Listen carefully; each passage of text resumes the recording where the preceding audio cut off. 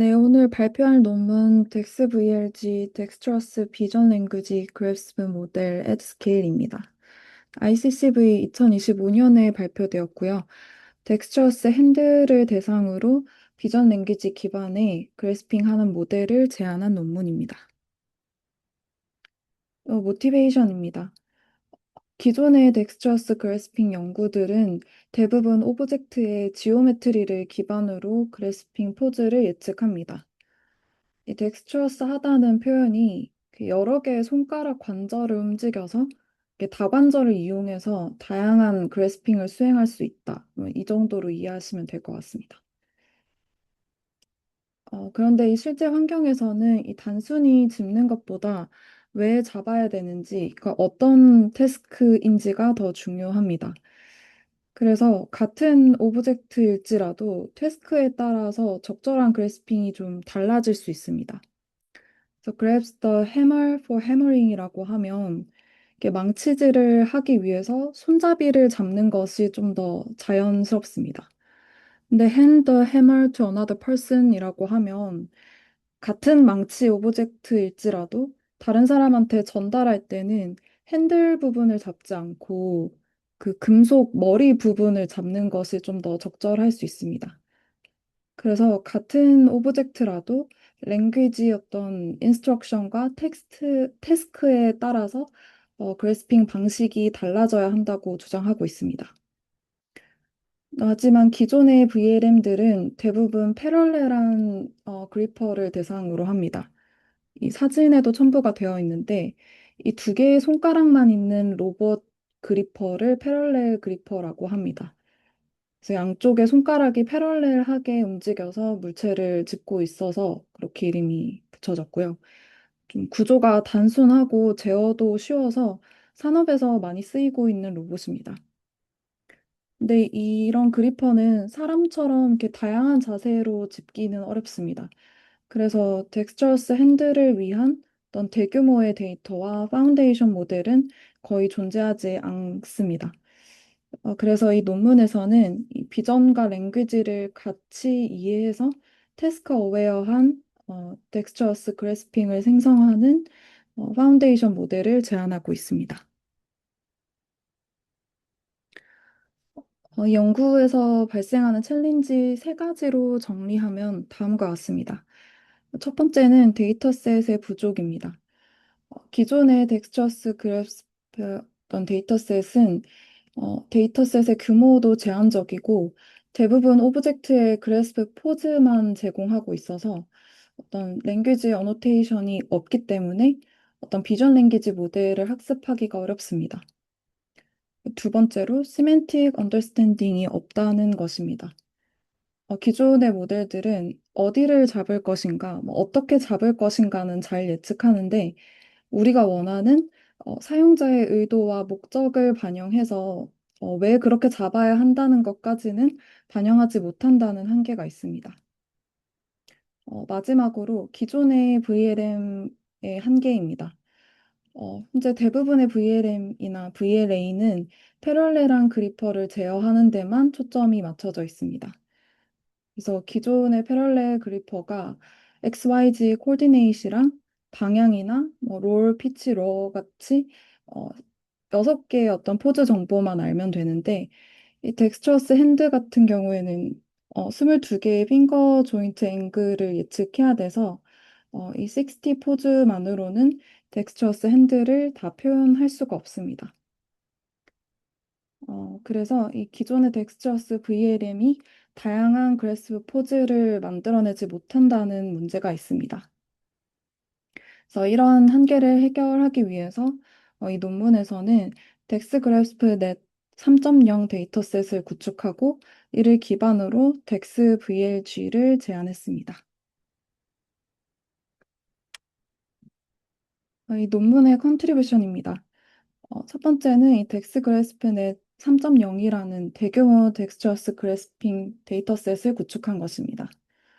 17만 4천 개의 오브젝트랑 1억 7천만 개의 그래스프 포즈를 제공하고 각 오브젝트에 랭귀지 캡션과 시멘틱 파트 어노테이션을 제공하고 있습니다. 두 번째로 DexVLG라는 파운데이션 모델을 제안한 것입니다. DexVLG는 RGBD 이미지랑 랭귀지 인스트럭션을 동시에 입력받아서 이 작업 목적에 적합한 텍스처스 그래스핑을 생성합니다. 그래서 태스크를 이해한 그래스핑을 수행하도록 설계되어 있습니다. 그 마지막으로 학습 과정에서 보지 못한 새로운 오브젝트나 어떤 새로운 랭귀지 인스트럭션에 대해서도 높은 제너럴라이제이션 성능을 보였고 실제로 로봇 환경에서도 이를 검증했습니다.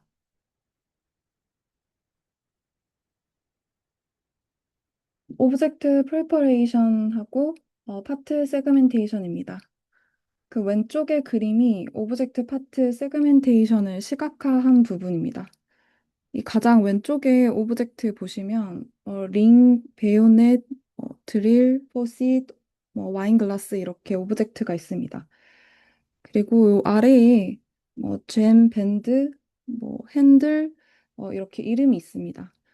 어, 이 이름이 GPT-4 옴니가 자동으로 생성한 파트 네임이 됩니다. 그리고 여기 보이시는 빨간색, 파란색 이 색깔들이 파트 세그멘테이션이 됩니다. 그래서 예를 들어서 드릴이라면 이 바디, 핸들, 배터리 팩, 척크 이렇게 파트 네임이 있고 요 파란색 부분이 바디, 초록색 부분이 핸들, 네, 이렇게 파트로 나눌 수 있습니다. 그래서 하나의 메쉬를 이렇게 드릴, 핸드 이런 식으로 자동 분리를 했고요. 여기서 회색 손이 덱스처스 핸드가 됩니다. 그래서 오브젝트를 좀 이렇게 의미 있는 파트로 분할을 한 다음에 각 파트에 맞는 덱스처스 그래스프를 생성할 수 있다고 합니다. 그래서 오른쪽 부분에 이 데이터셋을 어떻게 구축했는지 설명되어 있습니다. 먼저 오브젝트를 오브자벌스라고 하는 요 3D 메쉬 데이터셋에서 가져옵니다. 이게 모든 오브젝트를 다 사용할 수는 없어서 GPT-4 옴니를 사용해서 사용할 수 있는 오브젝트만 먼저 필터링을 해줍니다. 그 다음에 매니폴드 플러스랑 코 ACD를 이용해서 콜리전 메쉬를 생성합니다. 그래서 이 콜리전 메쉬가 나중에 그래스프 옵티마이제이션 하는 과정에서 쓰입니다. 그다음에 GPT-4 옴니가 각각의 오브젝트의 적절한 실제 크기를 좀 추정하고 노멀라이제이션을 수행합니다. 그다음에 SA 메쉬를 이용해서 제로샷 파트 세그멘테이션을 수행합니다.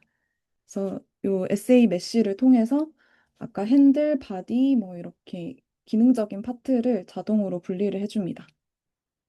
그리고 마지막으로 여러 시점에서 렌더링을 한 결과를 GPT-4 옴니가 분석을 해서 각 파트의 이름을 부여해 줍니다. 이렇게 해서 하나의 오브젝트가 지오메트리에다가 시멘틱한 인포메이션까지 같이 함께 가지게 됩니다. 파트 어웨어 그래스프 제너레이션 하는 방법입니다. 어,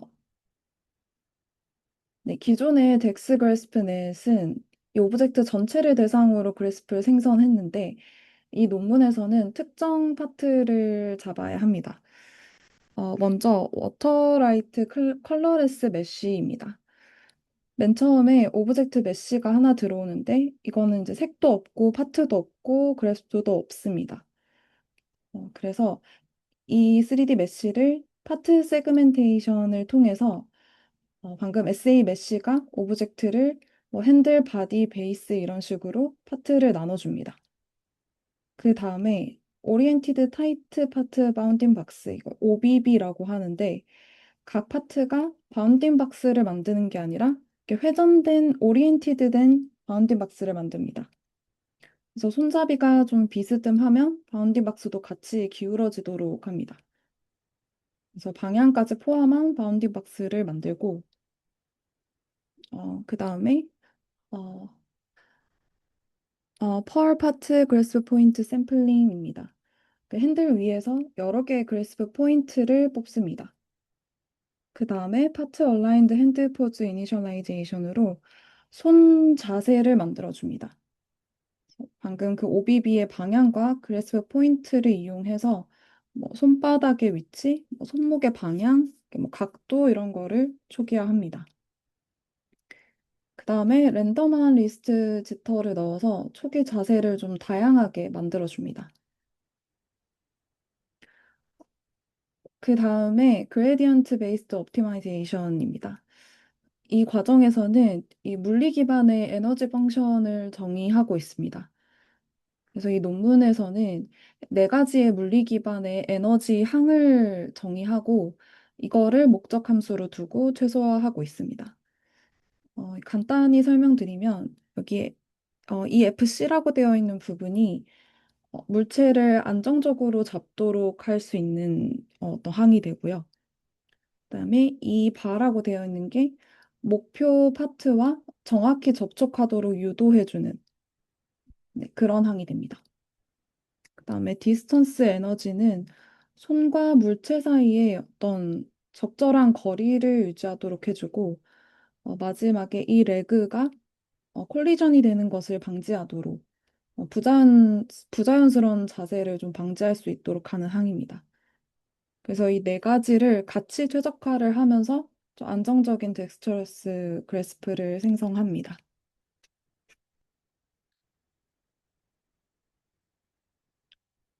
그다음에 옵티마이제이션을 통해서 그래스프 포즈를 생성한 다음에 이 모든 그래스프는 아이작 짐이라는 시뮬레이터에서 물리적으로 다시 검증을 합니다.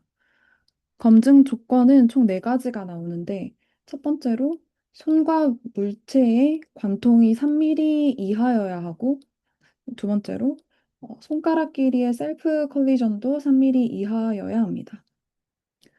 세 번째가 이 여섯 방향에서 중력을 가했을 때 물체를 안정적으로 유지할 수 있어야 하고 마지막으로 실제로 이 손이 타겟 파트를 잡고 있는지 확인을 합니다. 그래서 뭐 그랩 핸들이면 손이 핸들을 잡고 있어야 한다. 그래서 네 번째는 그런 의미입니다. 그래서 이렇게 네 가지의 검증을 통과하면 이 그래스프에서는 GPT-4 옴니를 이용해서 랭귀지 캡션을 자동으로 생성합니다. 이 캡션에 오브젝트 이름, 뭐 파트 이름, 그리고 실제 접촉한 핑거의 정보까지 포함되어서 이 하나의 그래스프가 비전과 랭귀지가 함께 있는 데이터가 됩니다. 마지막으로 이 실제 환경과의 차이를 좀 줄여주는 테이블탑 씬도 생성합니다.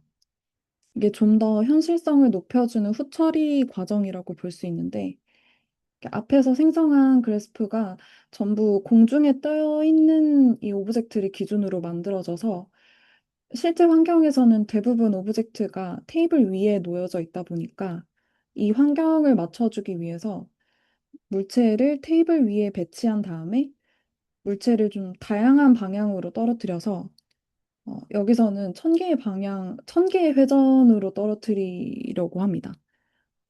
그래서 다양한 방향으로 떨어뜨린 다음에 좀 안정적인 배치 자세를 생성하고 이거에 맞는 그래스프 포즈를 변환합니다. 이 다음에 블렌더와 릴신 D4152 RGBD 카메라를 이용해서 여러 시점의 데이터를 렌더링하고 실제 로봇 환경과 유사한 학습 데이터를 구축합니다. 그래서 이 과정을 통해서 최종적으로 데이터셋이 완성이 됩니다.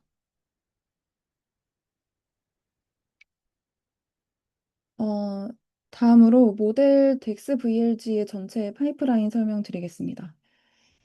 먼저 모델의 입력은 컬러드 포인트 클라우드와 랭귀지 인스트럭션입니다. 여기서 컬러드 포인트 클라우드는 RGBD 카메라로부터 생성된 3D 포인트 클라우드고 각 점이 위치 정보랑 RGB 색상 정보를 같이 가지고 있습니다. 이때 컬러 포인트 클라우드는 그대로 사용하지 않고 이게 계산량을 좀 줄여주기 위해서 farthest 포인트 샘플링을 통해서 좀 멀리 있는 거 만 개의 포인트를 선택합니다. 그래서 좀 멀리 있는 점들을 계속 선택해서 오브젝트 전체를 좀 골고루 대표하는 점들이 될 수 있도록 합니다. 그 다음에 프리트레인된 유니 3D 백본을 사용해서 포인트 클라우드로부터 물체의 형태와 의미를 포함하는 이 3D 시멘틱 피처를 추출합니다. 이때 유니 3D의 출력이 플로렌스 2가 바로 사용할 수 없기 때문에 MLP 프로젝터를 이용해서 LLM 임베딩 스페이스로 변환을 한번 해줍니다. 그리고 입력으로 들어왔었던 랭귀지 인스트럭션은 이 플로렌스 2의 토크나이저를 통해서 랭귀지 토큰으로 변환합니다. 그래서 이후에 플로렌스 2가 앞서 구한 그 비주얼 피처랑 랭귀지 토큰을 같이 입력으로 받아서 이 사용자의 인스트럭션과 이 오브젝트의 정보를 통합한 태스크 어웨어 레프레젠테이션을 생성합니다. 그 다음으로 이 피처를 크로스 어텐션을 통해서 플로우 매칭 트랜스포머로 전달됩니다. 이 플로우 매칭 트랜스포머는 초기에는 좀 노이즈한 쿼리를 참고해서 만드는데 이 부분은 이 뒷장에서 더 자세히 설명드리겠습니다. 그래서 마지막으로 이 포즈 디코더가 이 피처를 실제 로봇 손의 자세로 변환해서 최종적으로 이 손의 위치, 어, 그다음에 방향, 그리고 각 손의 조인트 앵글 이렇게 예측을 해서 랭귀지 얼라인드 된 텍스처스 그래스프 포즈를 출력합니다. 플로우 매칭 기반의 그래스프 제너레이션 좀 더 자세히 설명드리겠습니다.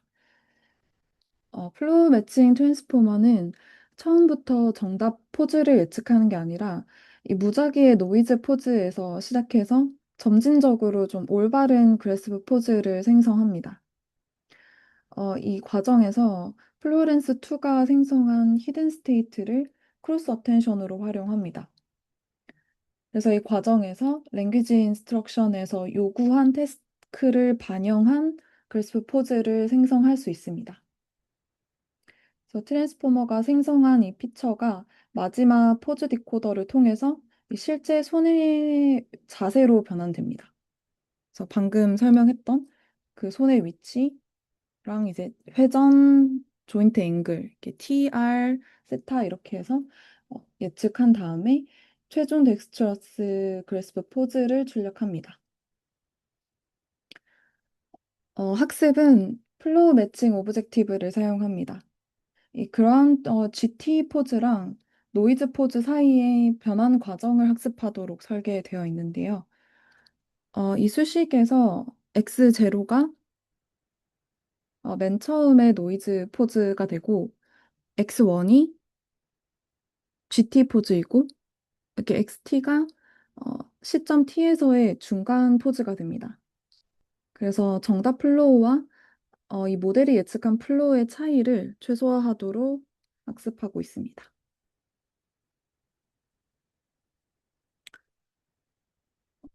실험 부분입니다. 이 논문에서 질문하고 싶은 것은 크게 두 가지가 있었습니다.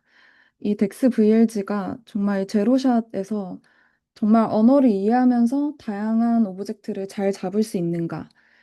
그리고 두 번째는 굳이 플로렌스 2 같이 큰 비전 랭귀지 모델이 필요한가입니다. 그래서 이 두 가지를 좀 검증하기 위해서 실험이 진행됩니다. 어, 실험 디테일 설정은 덱스 그래스프넷 3.0을 이용하고 엔드-투-엔드 파인 튜닝으로 진행됐고 랭귀지 토크나이저만 고정이고 나머지 모듈은 모두 학습을 했습니다. 네, 나머지 실험 설정은 다음과 같습니다. 평가는 세 가지의 지표를 이용했습니다. 먼저 시뮬레이션 석세스 레이트는 이 물체를 들어 올려서 1초 동안 유지했는지를 평가합니다. 그 다음에 파트 터치 애큐러시는 목표 파트에 최소 1개 이상의 손가락이 접촉했는지 평가하고 파트 그래스프 애큐러시는 3개 이상의 손가락이 실제로 그래스프를 형성했는지를 평가합니다. 이게 실험 결과입니다.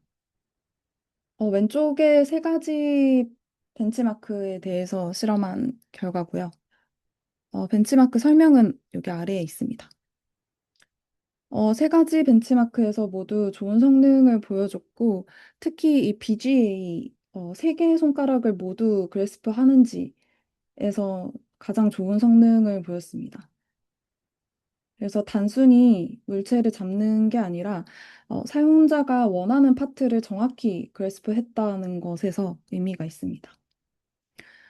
그리고 이게 언신 오브젝트에 대해서도 성능이 높게 나온 것으로 보여지고 있습니다. 오른쪽 실험은 랭귀지 인스트럭션 실험입니다. 예를 들어서 어느 손가락으로 집어야 하는지까지 포함한 명령을 내렸을 때, 이런 컨택 레이블이 없이 학습한 모델보다도 이 명령을 추가했을 때, 어, 이 컨택 이 라벨이 없이 학습한 모델은 이런 추가 명령 때문에 오히려 성능이 좀 감소한 모습을 좀 볼 수 있었습니다. 그래서 덱스 VLG는 컨택 라벨을 함께 학습했을 때 반대로 모두 지표가 향상되었고 이를 통해서 라지 비전 랭귀지 모델이 더 복잡한 랭귀지 인스트럭션도 효과적으로 학습하고 있음을 보여주고 있습니다. 그래서 이걸 통해서 이 실험에서 검증하고 싶었던 1번, 2번 질문에 대한 어떤 답이 되는 실험이라고 볼 수 있습니다. 네, 실제 로봇 환경에서의 성능을 검증한 결과입니다. 실험 장비 설정은 다음과 같습니다.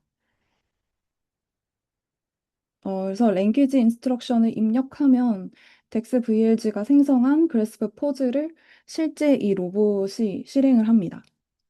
이렇게 실험했을 때 결과가 그래스프 석세스 레이트는 80%고 파트 애큐어시는 75%를 기록했습니다. 그래서 실제 환경에서도 이 모델이 가능함은 확인을 했습니다. 근데 이 논문에서 이 하드웨어 워크스페이스랑 어떤 안전 문제 때문에 이 복잡한 물체에 대해서 실험은 수행하지 못했다라고 설명하고 있습니다. 근데 이 부분이 아마 다음 주나 다다음 주에 발표하실 그 트리플 AI에 나왔던 2026년 논문에서는 이 부분이 좀 대폭 향상되었던 것으로 제가 확인을 했습니다. 네, 어블레이션 스터디입니다. 테이블 4번은 랭귀지 인스트럭션의 효과입니다. 랭귀지 인스트럭션을 함께 활용했을 때 석세스 레이트가 훨씬 더 향상된 것을 볼 수 있고요. 나머지도 모두 다 향상된 것을 볼 수 있었습니다. 그다음에 테이블 5번은 트레이닝 데이터 스케일입니다. 모든 학습 데이터를 10%에서 100%까지 증가를 시켰을 때 모든 벤치마크에서 석세스 레이트와 파트 그래스프 애큐러시가 크게 향상된 것을 볼 수 있습니다. 특히 언신 오브젝트에서 향상폭이 굉장히 커서 어, 충분히 많은 데이터가 성능에 매우 중요하다는 것을 확인할 수 있었습니다. 테이블 6번은 모델 사이즈입니다. 이 표를 보시면 이게 큰 모델이 무조건 성능 향상에 도움을 주는 것은 아니라는 것을 볼 수 있습니다. 이게 320 밀리언 모델은 이 파트 그래스프 애큐어시에서 좀 더 좋은 요것만 봐도 좀 더 좋은 걸 볼 수가 있었고 1 빌리언 모델 같은 경우에서는 이 SUC 이 석세스 레이트에서만 이렇게 소폭 우세한 것을 볼 수가 있었습니다. 그래서 이 논문에서도 중간 크기의 모델이 좀 성능과 효율의 어떤 균형을 이루고 있는 것 같다 이렇게 말하고 있습니다. 네, 마지막으로 테이블 7번은 인풋 인포메이션을 비교했습니다. 일반 포인트 클라우드 대신에 컬러가 포함되어 있는 컬러드 포인트 클라우드를 사용했을 때 이 석세스 레이트와 파트 그래스프 애큐러시 모두 크게 향상된 것을 볼 수 있었습니다. 그래서 3D 지오메트리뿐만 아니라 이 색상 정보도 어떤 시멘틱한 파트를 구분하는데 좀 중요한 역할을 한다는 것을 보여주고 있습니다. 네, 마지막으로 논문 결론과 리미테이션 말씀드리겠습니다. 덱스 VLG는 라지 비전 랭귀지 모델을 활용해서 랭귀지랑 얼라이언드된 덱스처스 그래스프 제너레이션을 수행하는 엔드-투-엔드 모델입니다. 그리고 이제 덱스 그래스프 넷 3.0이라는 데이터셋을 구축했고 이를 기반으로 시뮬레이션에서 소타를 달성했고 또 실제 로봇 환경에서도 80%의 그래스프 석세스 레이트를 기록했습니다. 네, 여기에서 리미테이션은 이 핸드암 워크스페이스를 고려하지 않았다는 점입니다. 실제 로봇 암의 어떤 그 작업 공간까지 고려해서 일부의 포즈만 실험할 수 있었다는 한계가 있었습니다. 그리고 그래스프 포즈 랭킹 어떤 리미테이션도 있었습니다. 이 덱스 VLG가 여러 개의 후보 포즈를 생성할 수 있지만 이 라지 VLM의 특성상 후보 포즈를 모두 이제 스코어링해서 랭킹하려면 이 GPU 메모리가 너무 많아져서 효율적인 랭킹이 어려웠었다. 그런 얘기를 하고 있습니다. 그래서 향후에 이 워크스페이스 어웨어한 그래스프 제너레이션이 좀 필요할 것 같고 그리고 에피션트한 그래스프 포즈 랭킹을 주요 연구 방향으로 제시하면서 네, 마무리하고 있습니다. 네, 발표 마치도록 하겠습니다.